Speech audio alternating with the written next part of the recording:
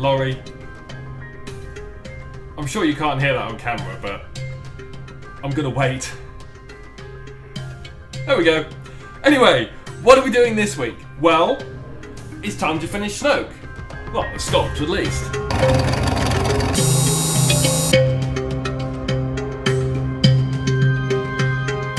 Hi, John here from Clay Polygon, showing you how I make the costumes and props from the shows you love. If you're new, please consider subscribing. Enough of my pleasantries. Let's get on with it, shall we? Shall I show you the finished piece first? Shall I? Why not? Here it is. I'll do a quick spin around. It's not bad, is it? Since my last video, I've given it a white spirit wash and done some texture work on the neck area with the pond filter material. I've bought myself some new sculpting tools to replace old wooden ones, to be honest.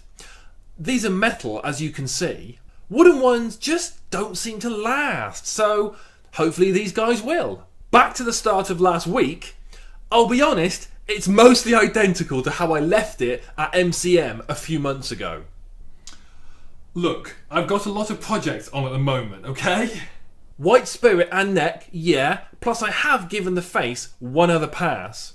I've been reducing the overly large paw detail I had previously using my new tools and generally refining areas.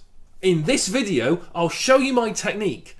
It's pretty simple but effective. I'm adjusting it slightly depending what area of the face I'm working on, but the basics are the same.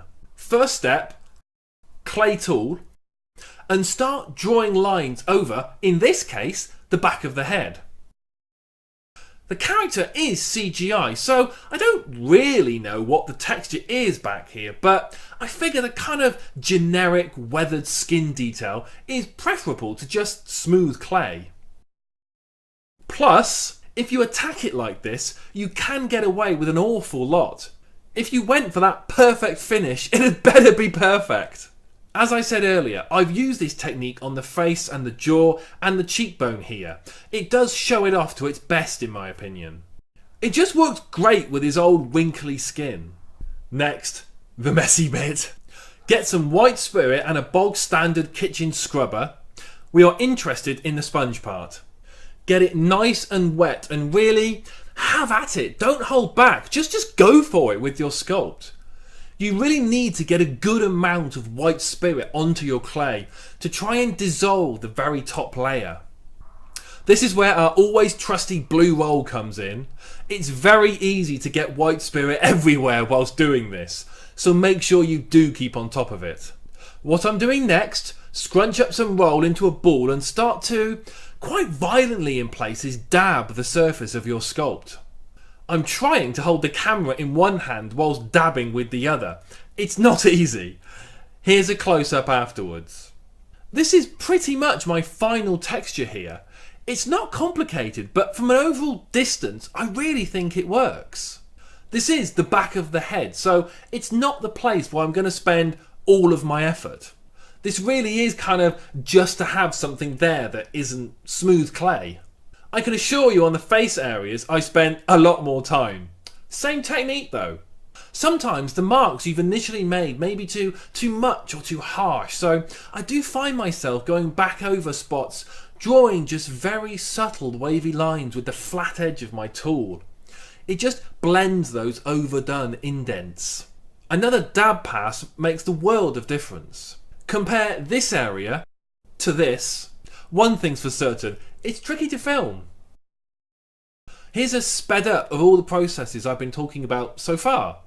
Dabbing with the paper, drawing your subtle lines as a kind of second pass, then realising your initial attack was way too big and spaced out, so I'm going back in and making my marks kind of closer together and more subtle. Next, moving down onto the back of the neck, that blend with the back of the head. I'm making more dot marks here rather than lines. Did I get a close-up of this area as I was working on it? No, I didn't. My mistake. Here is the same technique further up though. You can see how definite I'm being with my marks. You'll tone a lot of it down later with the white spirit, but initially you need to be bold. Once sponged with the white spirit, it looks like this up close, so hopefully that gives you an idea. Again, it's very simple and very time consuming. For ages now, I've been meaning to make myself a multi-tool which I can use to make multiple marks at once.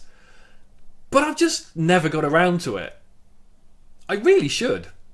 The last thing I have to do before calling this sculpt done, hooray, apart from giving the neck skin another once over with the pond filter material, it just saves it from looking too flat, is to build up the base so any cast can stand up on its own. A load of clay, same clay I dug out for my coral reef leg mould. I was surprised how much clay was needed actually. I'd have thought Snoke's size couldn't surprise me at this point, but here we are. A few pieces of timber is a good guide to help you get a nice flat base.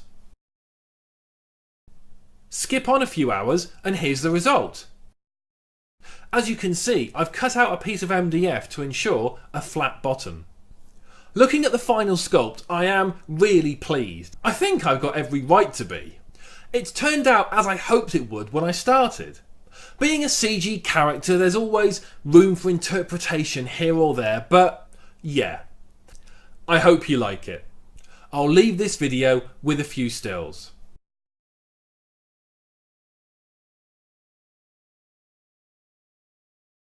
Thanks for watching and I'll see you soon.